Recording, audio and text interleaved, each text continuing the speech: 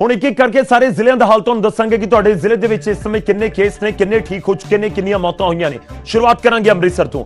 ਅੰਮ੍ਰਿਤਸਰ ਦੇ ਵਿੱਚ ਤੁਹਾਨੂੰ ਦੱਸ ਦਈਏ ਹੁਣ ਤੱਕ ਜਿਹੜੇ ਰਿਪੋਰਟ ਕੀਤੇ ਗਏ ਨੇ 301 ਮਾਮਲੇ ਰਿਪੋਰਟ ਕੀਤੇ ਗਏ ਨੇ, ਪਰ ਬਹੁਤ ਵੱਡੀ ਰਾਹਤ ਦੀ ਖਬਰ ਇਹ ਹੈ ਕਿ 186 ਲੋਕ ਠੀਕ ਹੋ ਚੁੱਕੇ ਨੇ, ਜਦਕਿ 4 ਲੋਕਾਂ ਦੀ ਮੌਤ ਅੰਮ੍ਰਿਤਸਰ ਦੇ ਵਿੱਚ ਹੁਣ ਤੱਕ ਰਿਪੋਰਟ ਹੋਈ ਹੈ।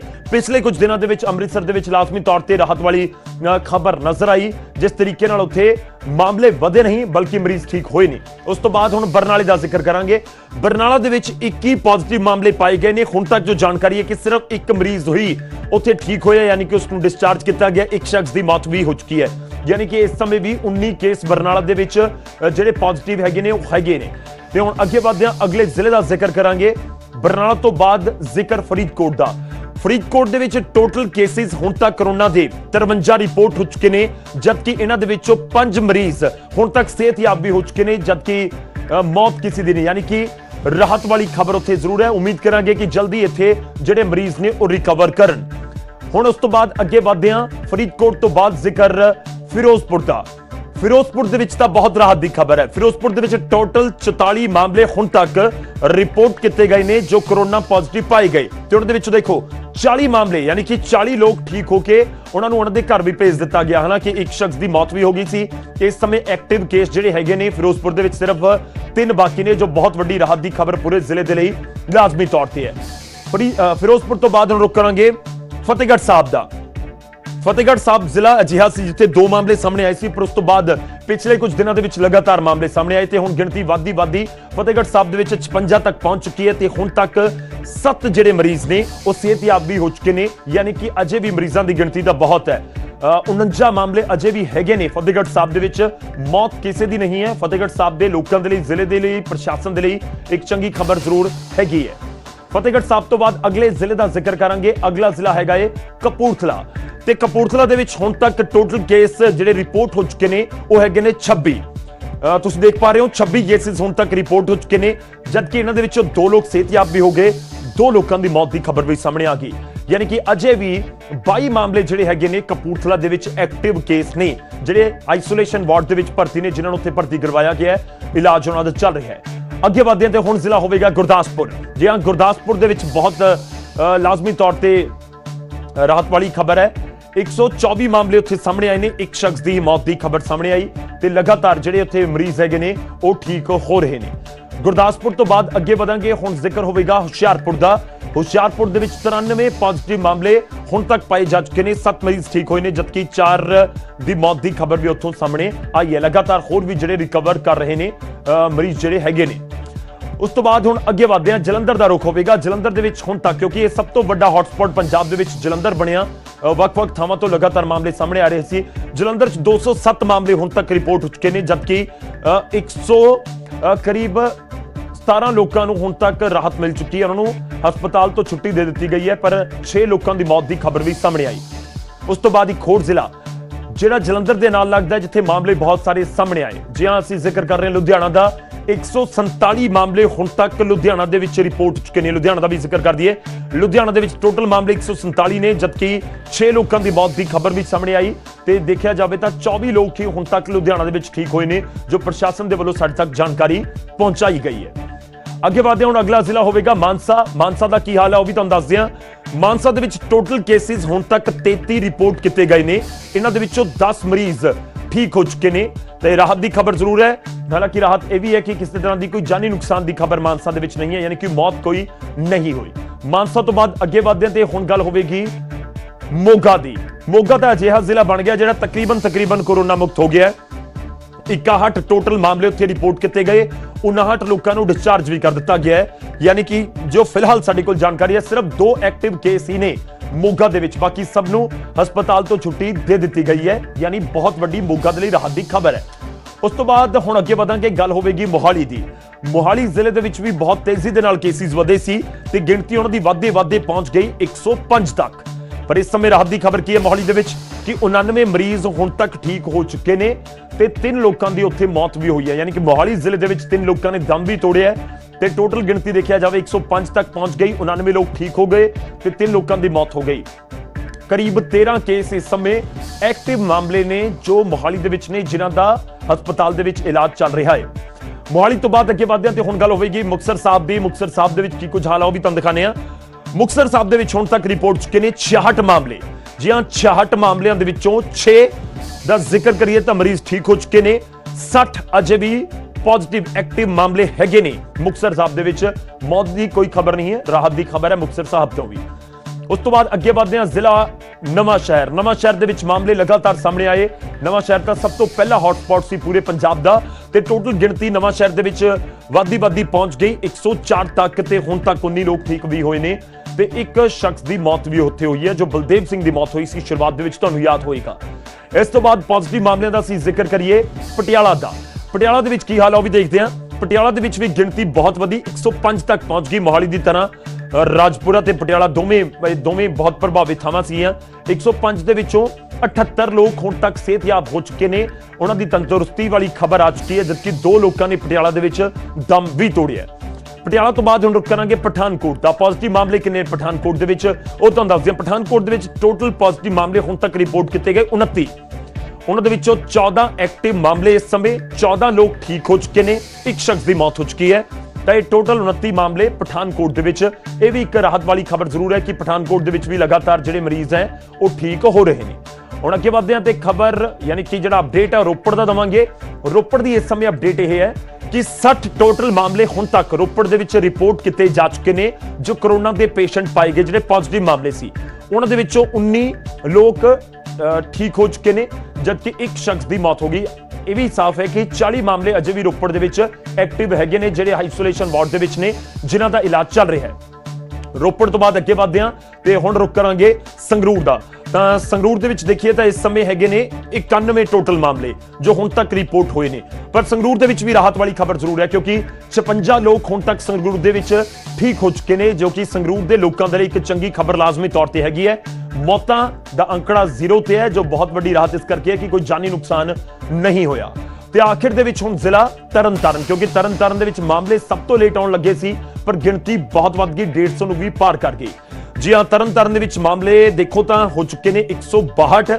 ਇਹਨਾਂ ਦੇ ਵਿੱਚੋਂ 78 ਮਾਮਲੇ ਹੁਣ ਤੱਕ ਠੀਕ ਹੋ ਚੁੱਕੇ ਨੇ, ਯਾਨੀ ਕਿ 78 ਲੋਕ ਸਿਹਤਯਾਬ ਹੋ ਚੁੱਕੇ ਨੇ ਜਿਨ੍ਹਾਂ ਨੂੰ ਹਸਪਤਾਲਾਂ ਤੋਂ ਛੁੱਟੀ ਦੇ ਦਿੱਤੀ ਗਈ ਹੈ। ਇਹ ਪੂਰੀ ਰਾਹਤ ਭਰੀ ਖਬਰ ਜ਼ਰੂਰ ਸਾਹਮਣੇ ਆਈ ਤਰਨਤਾਰਨ ਤੋਂ ਵੀ। ਤਾਂ ਪੂਰੇ ਪੰਜਾਬ ਦੇ ਸਾਰੇ ਜ਼ਿਲ੍ਹਿਆਂ ਦਾ ਅਪਡੇਟ ਅਸੀਂ ਤੁਹਾਨੂੰ ਦੱਸਿਆ ਇੱਕ ਇੱਕ ਕਰਕੇ ਕਿ ਕਿਹੜੇ ਜ਼ਿਲ੍ਹੇ ਦੇ ਵਿੱਚ ਕਿੰਨੇ ਮਾਮਲੇ ਨੇ, ਕਿੰਨੇ ਐਕਟਿਵ ਮਾਮਲੇ ਨੇ, ਕਿੰਨੀਆਂ ਮੌਤਾਂ ਦੀ ਖਬਰ ਸਾਹਮਣੇ ਆਈ। ਤਾਂ ਪੰਜਾਬ ਦਾ ਪੂਰਾ ਕਰੋਨਾ ਬੁਲੇਟਿਨ ਅਸੀਂ ਤੁਹਾਡੇ ਸਾਹਮਣੇ ਰੱਖਿਆ। ਤਾਂ ਇਸੇ ਤਰ੍ਹਾਂ ਹਰ ਇੱਕ ਜ਼ਿਲ੍ਹੇ ਦਾ ਹਾਲ ਅਸੀਂ ਰੋਜ਼ ਤੁਹਾਡੇ ਤੱਕ ਪਹੁੰਚਾਵਾਂਗੇ ਕਿ ਤੁਹਾਡੇ ਜ਼ਿਲ੍ਹੇ ਦੇ ਵਿੱਚ ਕਿੰਨੇ ਐਕਟਿਵ ਮਾਮਲੇ ਨੇ ਤੇ ਕੀ ਕੁਝ ਇਸ ਸਮੇਂ ਪੂਰੇ ਪੰਜਾਬ ਦੇ ਵਿੱਚ ਮਾਹੌਲ ਹੈਗਾ। ਗਿਣਤੀ ਲਗਾਤਾਰ ਵੱਧ ਰਹੀ ਹੈ, ਕਰੀਬ 1975 ਟੋਟਲ ਕੇਸਿਸ ਹੁਣ ਤੱਕ ਰਿਪੋਰਟ ਕੀਤੇ ਜਾ ਚੁੱਕੇ ਨੇ। ਅੱਗੇ ਵਧਦੇ ਹਾਂ, ਪੂਰੇ ਅਪਡੇਟ ਤੋਂ ਬਾਅਦ ਇੱਕ ਵੱਡੀ ਖਬਰ ਆ ਰਹੀ ਹੈ, ਉਸ ਦਾ ਰੁਖ ਕਰਾਂਗੇ। ਵੱਡੀ ਖਬਰ ਹੈ ਕਪੂਰਥਲਾ ਤੋਂ, ਜਿੱਥੇ 5 ਨਵੇਂ ਕੇਸ ਰਿਪੋਰਟ ਕੀਤੇ ਗਏ। ਜੀ ਹਾਂ, ਗਿਣਤੀ ਕਪੂਰਥਲਾ ਦੇ ਵਿੱਚ ਵਧੀ ਹੈ ਤੇ 5 ਨਵੇਂ ਕੇਸ ਕਪੂਰਥਲਾ ਦੇ ਵਿੱਚ ਰਿਪੋਰਟ ਕੀਤੇ ਗਏ ਨੇ। ਦੁਬਈ ਤੋਂ 4 ਲੋਕ ਪਰਤੇ ਜਿਨ੍ਹਾਂ ਦੀ ਰਿਪੋਰਟ ਪੋਜ਼ਿਟਿਵ ਆਈ ਹੈ। ਕਿ ਤੁਹਾਨੂੰ ਦੱਸ ਦਈਏ ਕਿ ਕਾਲਜ ਦੇ ਵਿੱਚ, ਕਪੂਰਥਲਾ ਦੇ ਇੱਕ ਕਾਲਜ ਦੇ ਵਿੱਚ ਜਿੱਥੇ ਬਣਾਇਆ ਗਿਆ ਆਈਸੋਲੇਸ਼ਨ ਸੈਂਟਰ, ਉੱਥੇ 4 ਨੂੰ ਆਈਸੋਲੇਟ ਕਰ ਦਿੱਤਾ ਗਿਆ। ਇੱਕ ਮਰੀਜ਼ ਫਗਵਾੜਾ ਦੇ ਆਈਸੋਲੇਸ਼ਨ ਵਾਰਡ ਦੇ ਵਿੱਚ ਭਰਤੀ ਕਰਵਾਇਆ ਗਿਆ ਤੇ ਸੂਬੇ ਦੇ ਵਿੱਚ ਹੁਣ ਤੱਕ 1975 ਕੇਸ ਸਾਹਮਣੇ ਆ ਚੁੱਕੇ ਨੇ। ਤਾਂ ਪੰਜਾਬ ਦੇ ਵਿੱਚ ਲਾਜ਼ਮੀ ਤੌਰ ਤੇ ਗਿਣਤੀ ਵਧੀ ਹੈ 1975, ਪਰ ਪਿਛਲੇ 2 ਤੋਂ 3 ਜਾਂ 4 ਦਿਨਾਂ ਦਾ ਅਸੀਂ ਹਾਲ ਦੇਖੀਏ ਤਾਂ ਇੱਕਾ ਦੁੱਕਾ ਮਾਮਲੇ ਹੀ ਸਾਹਮਣੇ ਆ ਰਹੇ ਨੇ, ਜੋ ਬਹੁਤ ਵੱਡੀ ਰਾਹਤ ਦੀ ਖਬਰ ਪੂਰੇ ਪੰਜਾਬ ਦੇ ਲੋਕਾਂ ਦੇ ਲਈ ਹੈ। ਕਿਉਂਕਿ ਇੱਕ ਸਮਾਂ ਤਾਂ ਅਜਿਹਾ ਸੀ ਕਿ ਰੋਜ਼ 150, 200 ਮਾਮਲੇ ਸਾਹਮਣੇ ਆ ਰਹੇ ਸੀ ਤੇ ਇਸ ਵਜ੍ਹਾ ਦੇ ਨਾਲ ਗਿਣਤੀ ਬਹੁਤ ਦੇਖਦੇ ਹੀ ਦੇਖਦੇ 1900 ਤੋਂ ਪਾਰ ਹੋ ਗਈ। ਪਰ 1900 ਪਾਰ ਹੋਣ ਤੋਂ ਬਾਅਦ ਜ਼ਰੂਰ ਰਾਹਤ ਭਰੀ ਖਬਰ ਹੈ ਕਿਉਂਕਿ ਬਹੁਤ ਸਾਰੇ ਮਰੀਜ਼ ਠੀਕ ਵੀ ਹੋ ਰਹੇ ਨੇ। ਕਰੀਬ 800 ਤੋਂ ਜ਼ਿਆਦਾ ਹੁਣ ਤੱਕ ਮਰੀਜ਼ਾਂ ਨੂੰ ਛੁੱਟੀ ਮਿਲ ਚੁੱਕੀ ਹੈ ਤੇ ਜਿਹੜੀ ਗਿਣਤੀ ਹੈ ਉਹ ਲਗਾਤਾਰ ਸਿਹਤਯਾਬ ਹੋਣ ਵਾਲਿਆਂ ਦੀ ਹੁਣ ਬਹੁਤ ਤੇਜ਼ੀ ਦੇ ਨਾਲ ਵੱਧ ਰਹੀ ਹੈ।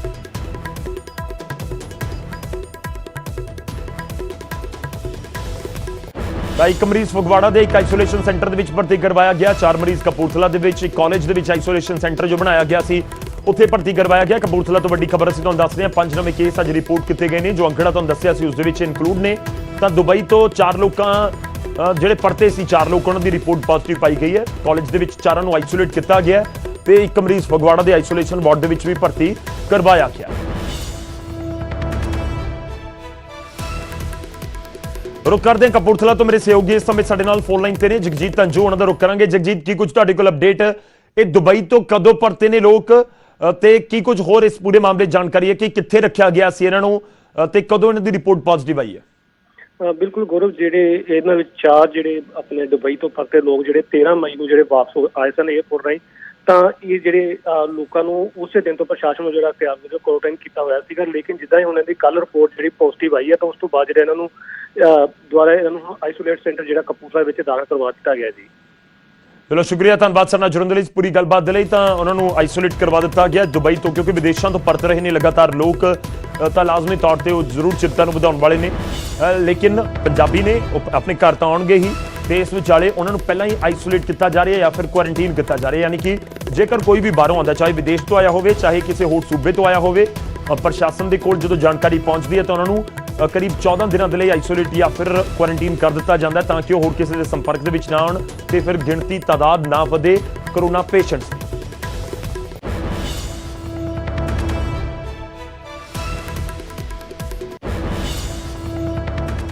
ਤਾਂ ਕਪੂਰਥਲਾ ਦੇ ਵਿੱਚ 5 ਨਵੇਂ ਕੇਸ ਰਿਪੋਰਟ ਕੀਤੇ ਗਏ ਨੇ। ਕਪੂਰਥਲਾ ਤੋਂ ਬਾਅਦ ਅਸੀਂ ਅੱਗੇ ਵਧਾਂਗੇ ਤੇ ਹੁਣ ਗੱਲ ਹੋਵੇਗੀ ਫਰੀਦਕੋਟ ਦੀ। ਫਰੀਦਕੋਟ ਦੇ ਵਿੱਚ ਵੀ ਇੱਕ ਕੋਰੋਨਾ ਪੋਜ਼ਿਟਿਵ ਮਾਮਲਾ ਸਾਹਮਣੇ ਆਇਆ ਹੈ।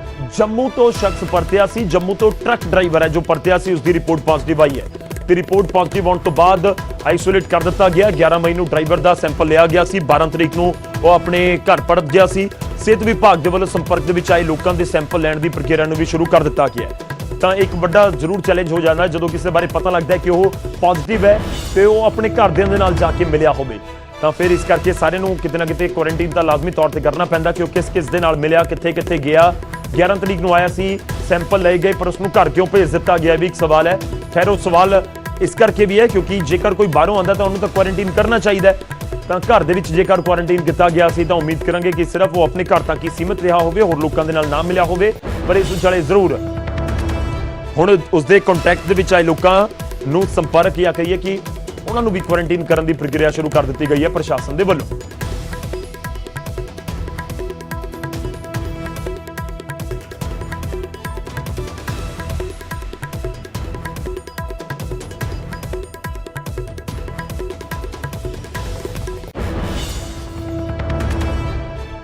ਤਾਂ ਫਰੀਦਕੋਟ ਤੋਂ ਮੇਰੇ ਸਹਿਯੋਗੀ ਸਾਡੇ ਨਾਲ ਜੁੜੇ ਨੇ ਨਰੇਸ਼ ਸੇਠੀ। ਨਰੇਸ਼ ਦਾ ਰੁਖ ਕਰਾਂਗੇ। ਨਰੇਸ਼, ਕੀ ਕੁਝ ਤੁਹਾਡੇ ਕੋਲ ਜਾਣਕਾਰੀ ਜਿਹੜਾ ਕਰੋਨਾ ਪੋਜ਼ਿਟਿਵ ਪਾਇਆ ਗਿਆ, ਜੇਕਰ 11 ਤਰੀਕ ਨੂੰ ਆਇਆ, ਸੈਂਪਲ ਲਏ ਗਏ, ਤਾਂ ਫਿਰ ਇਸ ਨੂੰ ਘਰ ਕਿਉਂ ਭੇਜ ਦਿੱਤਾ ਗਿਆ? ਬਿਲਕੁਲ ਗੌਰਵ, ਜਿਹੜਾ ਜੰਮੂ ਸਰਕਾਰ ਦੀ, ਜਿਹੜੀ ਜੰਮੂ ਪ੍ਰਸ਼ਾਸਨ ਦੀ ਬਹੁਤ ਵੱਡੀ ਫੇਲਿਅਰ ਦੱਸ ਸਕਦੇ ਆ, ਕਿਉਂਕਿ ਉੱਥੇ ਇਹਦਾ 11 ਤਰੀਕ ਨੂੰ ਸੈਂਪਲ ਲਿਆ ਗਿਆ ਸੀ ਔਰ ਉਸ ਤੋਂ ਬਾਅਦ ਉਸ ਨੂੰ ਸੈਂਪਲ ਲੈਣ ਤੋਂ ਬਾਅਦ ਰਿਪੋਰਟ ਦਾ ਇੰਤਜ਼ਾਰ ਕਰਨ ਤੋਂ ਪਹਿਲਾਂ ਹੀ ਉਸ ਨੂੰ ਘਰ ਭੇਜ ਦਿੱਤਾ ਗਿਆ ਸੀ, ਜੋ ਕਿ 12 ਤਰੀਕ ਨੂੰ ਵਾਪਸ ਆਪਣੇ ਪਿੰਡ ਪਰਤ ਆਇਆ ਸੀ ਔਰ ਇੱਥੇ ਆ ਕੇ ਰੂਟੀਨ ਵਾਈਜ਼ ਜਿਹੜਾ ਆਪਣਾ ਉਹ ਕੰਮ ਕਰਦਾ ਰਿਹਾ, ਇੱਥੇ ਘਰ ਦਾ ਕੰਮ ਵੀ ਕਰਦਾ ਰਿਹਾ। ਇਸ ਤੋਂ ਇਲਾਵਾ ਜਿਹੜਾ ਕਿਉਂਕਿ ਉਹ ਟਰੱਕ ਚਾਲਕ ਸੀ, ਟਰੱਕ ਯੂਨੀਅਨ ਵਿੱਚ ਵੀ ਲਗਾਤਾਰ ਜਾਂਦਾ ਰਿਹਾ। ਪਰ 15 ਤਰੀਕ ਨੂੰ ਜਿਹੜੀ ਰਿਪੋਰਟ ਉੱਥੇ ਜਦੋਂ ਪੋਜ਼ਿਟਿਵ ਆਉਂਦੀ ਤਾਂ ਉਸਦਾ ਜਿਹੜਾ ਇਨਫੋਰਮੇਸ਼ਨ ਹੈ ਜਿਹੜੀ ਫਰੀਦਕੋਟ ਸੀਐਮਓ ਨੂੰ ਦਿੱਤੀ ਜਾਂਦੀ ਹੈ। ਉਸ ਤੋਂ ਬਾਅਦ ਜਿਹੜਾ ਸੀਐਮਓ ਵੱਲੋਂ ਉਸ ਨੂੰ ਜਿਹੜਾ ਕੁਆਰੰਟਾਈਨ ਕੀਤਾ ਜਾਂਦਾ ਔਰ ਉਸ ਨੂੰ ਆਈਸੋਲੇਟ ਕਰਨ ਦੇ ਲਈ ਹਸਪਤਾਲ ਲੈ ਕੇ ਜਾਂਦਾ। ਉਹ ਨਾਲ ਹੀ ਜਿਹੜੇ ਉਸਦੇ ਪਰਿਵਾਰਕ ਮੈਂਬਰ ਨੇ ਉਹਨਾਂ ਨੂੰ ਵੀ ਕੁਆਰੰਟਾਈਨ ਕੀਤਾ ਜਾਂਦਾ ਹੈ। ਔਰ ਇਸ ਦੇ ਹੁਣ ਜਿਹੜੇ ਕੰਟੈਕਟ ਵਿੱਚ ਜਿਹੜੇ ਨੇ, ਉਸ ਤੋਂ ਬਾਅਦ ਕਿੰਨੇ ਲੋਕ ਜਿਹੜੇ ਕੰਟੈਕਟ ਵਿੱਚ ਆਏ ਨੇ ਉਸ ਦੀ ਸ਼ਨਾਖਤ ਕੀਤੀ ਜਾ ਰਹੀ ਹੈ ਔਰ ਉਹਨਾਂ ਦੇ ਸੈਂਪਲਿੰਗ ਜਿਹੜੀ ਹੁਣ ਸ਼ੁਰੂ ਕਰ ਦਿੱਤੀ ਗਈ ਹੈ ਫਰੀਦਕੋਟ ਸਿਵਲ ਸਰਜਨ ਵੱਲੋਂ। ਜੀ ਚਲੋ ਸ਼ੁਕਰੀਆ, ਧੰਨਵਾਦ ਸਾਡੇ ਨਾਲ ਜੁੜਨ ਲਈ, ਇਸ ਪੂਰੀ ਗੱਲਬਾਤ ਦੇ ਲਈ। ਤਾਂ ਸੈਂਪਲਿੰਗ ਕੀਤੀ ਜਾ ਰਹੀ ਹੈ ਕਿਉਂਕਿ ਜਿਹੜੇ ਲੋਕ ਸੰਪਰਕ ਦੇ ਵਿੱਚ ਆਏ ਨੇ ਉਹਨਾਂ ਦੇ ਸੈਂਪਲਸ ਵੀ ਲਏ ਜਾਣਗੇ। ਘੱਟੋ ਘੱਟ ਕੁਆਰੰਟੀਨ ਤਾਂ ਸਭ ਤੋਂ ਪਹਿਲਾਂ ਕੀਤਾ ਹੀ ਜਾਂਦਾ ਹੈ। ਸ਼ੁਕਰੀਆ ਨਰੇਸ਼ ਸਾਡੇ ਨਾਲ ਜੁੜਨ ਦੇ ਲਈ, ਇਸ ਪੂਰੀ ਗੱਲਬਾਤ ਦੇ ਲਈ।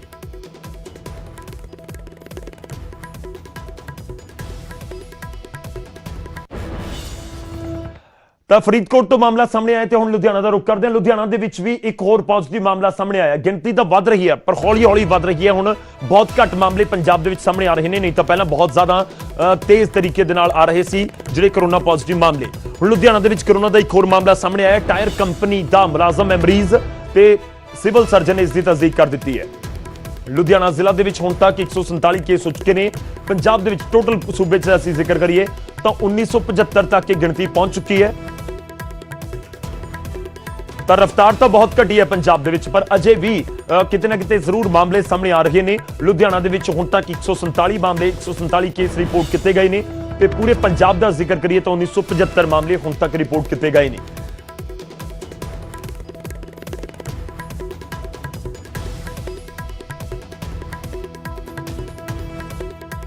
ਤਾਂ ਟਾਇਰ ਕੰਪਨੀ ਦਾ ਮੁਲਾਜ਼ਮ ਦੱਸਿਆ ਜਾ ਰਿਹਾ। ਰੁਕ ਕਰਦੇ ਮੇਰੇ ਸਹਿਯੋਗੀ ਇਸ ਸਮੇਂ ਜਸਵੀਰ ਬਰਾੜ ਸਾਡੇ ਨਾਲ ਜੁੜ ਰਹੇ ਨੇ ਲੁਧਿਆਣਾ ਤੋਂ। ਜਸਵੀਰ, ਜਾਣਨਾ ਚਾਹਾਂਗੇ ਕੀ ਕੁਝ ਤੁਹਾਡੇ ਕੋਲ ਜਾਣਕਾਰੀ ਹੈ? ਟਾਇਰ ਕੰਪਨੀ ਦਾ ਮੁਲਾਜ਼ਮ ਜੋ ਕਰੋਨਾ ਪੋਜ਼ਿਟਿਵ ਆਇਆ ਹੈ, ਇਹ ਕਿਤੋਂ ਬਾਹਰੋਂ ਆਇਆ ਸੀ ਜਾਂ ਫਿਰ ਲੁਧਿਆਣਾ ਦੇ ਵਿੱਚ ਹੀ ਰਹਿ ਰਿਹਾ ਸੀ? ਜੀ ਗੌਰਵ, ਹਾਲੇ ਤੱਕ ਜਿਹੜੀ ਹੈਗੀ ਹੈ ਸਿਵਲ ਸਰਜਨ ਵੱਲੋਂ ਜਿਹੜੀ ਹੈਗੀ ਹੈ ਇਸ ਗੱਲ ਦੀ ਸਿਰਫ ਪੁਸ਼ਟੀ ਕੀਤੀ ਗਈ ਹੈਗੀ ਹੈ ਕਿ ਇਹ ਜਿਹੜਾ ਨਵਾਂ ਮਰੀਜ਼ ਆਇਆ ਹੈਗਾ ਉਹ ਟਾਇਰ ਕੰਪਨੀ ਦਾ ਮੁਲਾਜ਼ਮ ਹੈਗਾ, ਕਿਉਂਕਿ ਇਸ ਤੋਂ ਪਹਿਲਾਂ ਵੀ ਜਿਹੜੇ ਆ ਚੁੱਕੇ ਨੇ ਇਹਦੇ ਕਰੋਨਾ ਪੀੜਤ ਸੀਗੇ ਉਹ ਟਾਇਰ ਕੰਪਨੀ ਦੇ ਵਿੱਚ ਕੁਝ ਮੁਲਾਜ਼ਮ ਜਿਹੜੇ 3 ਤੋਂ 4 ਮੁਲਾਜ਼ਮ ਸੀਗੇ ਜਿਹੜੇ ਮੈਨੇਜਰ ਦੇ ਸੰਪਰਕ ਦੇ ਵਿੱਚ ਆਏ ਸੀਗੇ। ਇਸ ਗੱਲ ਦੀ ਜਿਹੜੀ ਜਾਣਕਾਰੀ ਅਜੇ ਤੱਕ ਲਈ ਜਾ ਰਹੀ ਹੈ ਕਿ ਇਹ ਕਿੱਥੋਂ ਦਾ ਰਹਿਣ ਵਾਲਾ ਸੀਗਾ ਤੇ ਇਹ ਕਿਹਦੇ ਸੰਪਰਕ ਦੇ ਵਿੱਚ ਆਇਆ ਸੀਗਾ। ਠੀਕ ਹੈ, ਚਲੋ ਸ਼ੁਕਰੀਆ, ਧੰਨਵਾਦ ਸਾਡੇ ਨਾਲ ਜੁੜਨ ਦੇ ਲਈ, ਇਸ ਪੂਰੀ ਗੱਲਬਾਤ ਦੇ ਲਈ। ਤਾਂ ਟਾਇਰ ਕੰਪਨੀ ਦਾ ਮੁਲਾਜ਼ਮ ਦੱਸਿਆ ਜਾ ਰਿਹਾ, ਹਾਲਾਂਕਿ ਅਜੇ ਤੱਕ ਪ੍ਰਸ਼ਾਸਨ ਵੱਲੋਂ ਇਹ ਸਾਫ਼ ਨਹੀਂ ਕੀਤਾ ਗਿਆ ਕਿ ਕਿੱਥੋਂ ਆਇਆ, ਕਿੱਥੇ ਰਹਿ ਰਿਹਾ ਸੀ ਤੇ ਉਸ ਤੋਂ ਬਾਅਦ ਕਿਹੜੇ ਲੋਕਾਂ ਦੇ ਸੰਪਰਕ ਦੇ ਵਿੱਚ ਆਇਆ। ਤਾਂ ਰਿਪੋਰਟ ਪੋਜ਼ਿਟਿਵ ਆ ਚੁੱਕੀ ਹੈ, ਜ਼ਰੂਰ ਤਸਦੀਕ ਲੁਧਿਆਣਾ ਪ੍ਰਸ਼ਾਸਨ ਦੇ ਵੱਲੋਂ ਕਰ ਦਿੱਤੀ ਗਈ ਹੈ।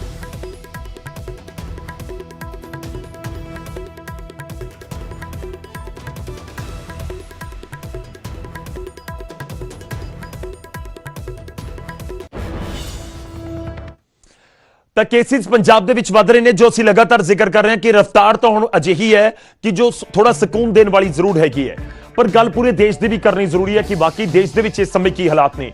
ਦੇਸ਼ ਦੇ ਅੰਕੜੇ ਉੱਤੇ ਨਜ਼ਰ ਪਾਈਏ ਤਾਂ ਇਸ ਸਮੇਂ ਦੇਸ਼ ਦੇ ਵਿੱਚ ਕਰੋਨਾ ਮਰੀਜ਼ਾਂ ਦੀ ਗਿਣਤੀ 85,000 ਤੋਂ ਪਾਰ ਕਰ ਚੁੱਕੀ ਹੈ।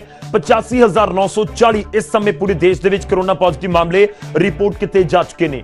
2752 ਲੋਕਾਂ ਨੇ ਦੇਸ਼ ਦੇ ਵਿੱਚ ਦਮ ਤੋੜ ਦਿੱਤਾ ਹੁਣ ਤੱਕ, ਤੇ ਇਹ ਵੀ ਤੁਹਾਨੂੰ ਦੱਸ ਦਈਏ ਕਿ ਠੀਕ ਹੋਣ ਵਾਲੀ ਰਫ਼ਤਾਰ ਵੀ ਬਹੁਤ ਹੈ।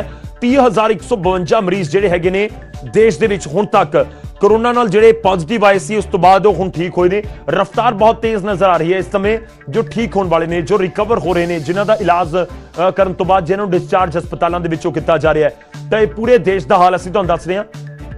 ਤੇ 2,752 ਜਿਹੜੇ ਲੋਕ ਨੇ ਉਹ ਆਪਣੀ ਜਾਨ ਕਰੋਨਾ ਦੀ ਵਜ੍ਹਾ ਦੇ ਨਾਲ ਗਵਾ ਚੁੱਕੇ ਨੇ। ਇੱਥੇ ਇਹ ਵੀ ਤੁਹਾਨੂੰ ਦੱਸ ਦਈਏ ਕਿ ਸਭ ਤੋਂ ਵੱਧ ਪ੍ਰਭਾਵਿਤ ਕਿਹੜੇ ਸੂਬੇ ਨੇ।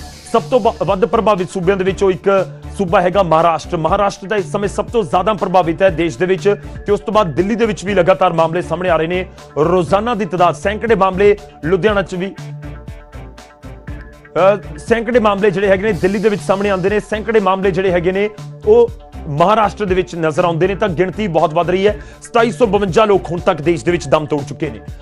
ਅੱਗੇ ਵਧਦੇ ਹਾਂ ਤੇ ਹੁਣ ਇੱਕ ਵਾਰ ਫਿਰ ਤੋਂ ਰੁਕ ਕਰਾਂਗੇ ਕੇਂਦਰੀ ਖਜ਼ਾਨਾ ਮੰਤਰਾਲੇ ਦੇ ਵੱਲੋਂ ਜੋ ਐਲਾਨ ਕੀਤੇ ਗਏ ਨੇ ਉਹਨਾਂ ਦਾ। ਜੀ ਹਾਂ, ਵੱਡੇ ਐਲਾਨ ਕੀਤੇ ਗਏ ਨੇ। 6 에ਅਰਪੋਰਟਾਂ ਦੀ ਨਿਲਾਮੀ ਕੀਤੀ ਜਾਵੇਗੀ। ਦੇਸ਼ ਦੇ ਵਿੱਚ ਬਣਨਗੇ ਰੱਖਿਆ ਹਥਿਆਰਾਂ ਦੇ ਲਈ ਵਿਦੇਸ਼ੀ ਨਿਰਭਰਤਾ ਘੱਟ ਕਰਨੀ ਹੈ ਤੇ ਕੋਲਾ ਸੈਕਟਰ ਦੇ ਵਿੱਚ ਨਿੱਜੀ ਕੰਪਨੀਆਂ ਦੇ ਲਈ ਰਾਹ ਖੋਲ ਦਿੱਤੇ ਗਏ ਨੇ। ਤੇ ਵੱਡੀ ਖਬਰ ਇਸ ਸਮੇਂ ਦੇਸ਼ ਦੇ ਲਈ ਹਥਿਆਰਾਂ ਦੇ ਲਈ ਵਿਦੇਸ਼ੀ ਨਿਰਭਰਤਾ ਘੱਟ ਕਰਨੀ ਹੈ, ਯਾਨੀ ਕਿ ਆਤਮ ਨਿਰਭਰ ਵਾਲਾ ਜਿਹੜਾ ਨਾਰਾ ਦਿੱਤਾ ਦੇਸ਼ ਦੇ ਪ੍ਰਧਾਨ ਮੰਤਰੀ ਨੇ, ਉਸ ਦੇ ਉੱਤੇ ਹੀ ਐਲਾਨ ਹੋ ਰਹੇ ਨੇ। 20 ਲੱਖ ਕਰੋੜ ਦਾ ਪੈਕੇਜ ਪ੍ਰਧਾਨ ਮੰਤਰੀ ਦੇ ਵੱਲੋਂ ਜ਼ਿਕਰ ਕੀਤਾ ਗਿਆ ਸੀ ਤੇ ਉਸ ਤੋਂ ਬਾਅਦ ਕੇਂਦਰੀ ਗ੍ਰਹਿ ਮੰਤਰਾਲੇ ਦੇ ਵੱਲੋਂ ਕੇਂਦਰੀ ਖਜ਼ਾਨਾ ਮੰਤਰੀ ਦੇ ਵੱਲੋਂ ਨਿਰਮਲਾ ਸੀਤਾਰਮਨ ਦੇ ਵੱਲੋਂ ਤੇ ਕੇਂਦਰੀ ਵਿੱਤ ਰਾਜ ਮੰਤਰੀ ਅਨੁਰਾਗ ਠਾਕੁਰ ਦੇ ਵੱਲੋਂ ਰੋਜ਼ਾਨਾ ਪ੍ਰੈਸ ਕਾਨਫਰੰਸ ਕਰਕੇ ਪੂਰਾ ਦੱਸਿਆ ਜਾ ਰਿਹਾ ਕਿ 20 ਲੱਖ ਕਰੋੜ ਦਾ ਜਿਹੜਾ ਪੈਕੇਜ ਸੀ ਉਹ ਵੱਖ-ਵੱਖ ਸੈਕਟਰਸ ਦੇ ਵਿੱਚ ਕਿਵੇਂ ਵੰਡਿਆ ਗਿਆ। ਪਹਿਲੇ ਦਿਨ MSME ਦਾ ਜ਼ਿਕਰ ਹੁੰਦਾ ਹੈ, ਦੂਜੇ ਦਿਨ ਛੋਟੇ ਕਿਸਾਨਾਂ ਦਾ ਜ਼ਿਕਰ ਹੋਇਆ, ਤੀਜੇ ਦਿਨ ਵੀ ਕਿਸਾਨਾਂ ਦਾ ਜ਼ਿਕਰ ਹੋਇਆ, PM ਕੇਅਰਸ ਫੰਡ ਦਾ ਜ਼ਿਕਰ ਹੋਇਆ ਤੇ ਅੱਜ 에ਅਰਪੋਰਟਸ ਦਾ ਜ਼ਿਕਰ ਹੋ ਰਿਹਾ। 6 에ਅਰਪੋਰਟਸ ਨੂੰ ਨਿਲਾਮ ਕੀਤਾ ਜਾਏਗਾ।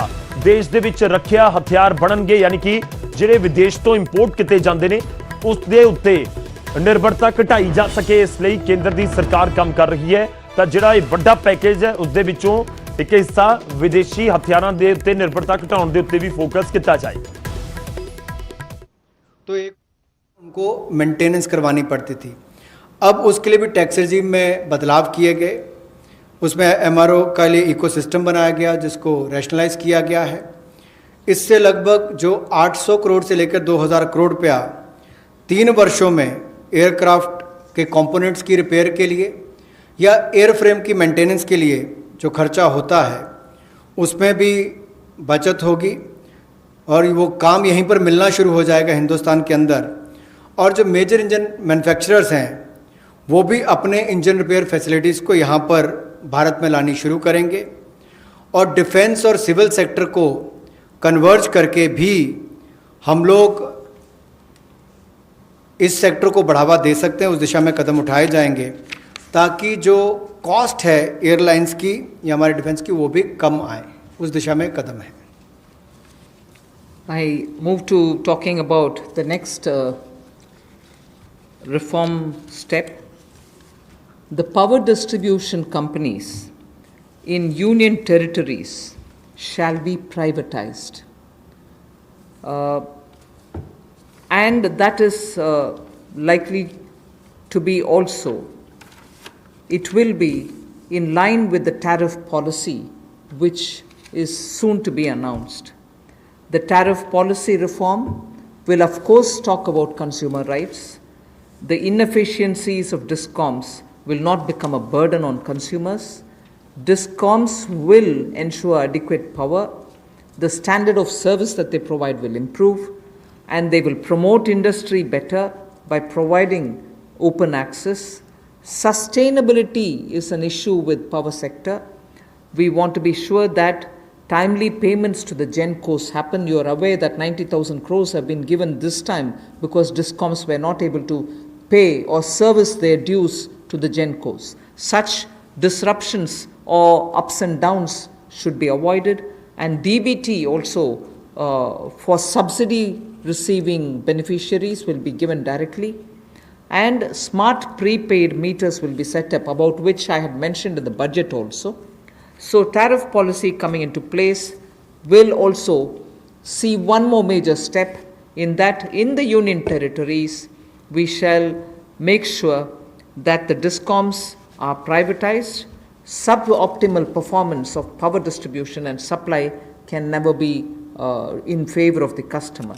So that is as regards power sector reforms.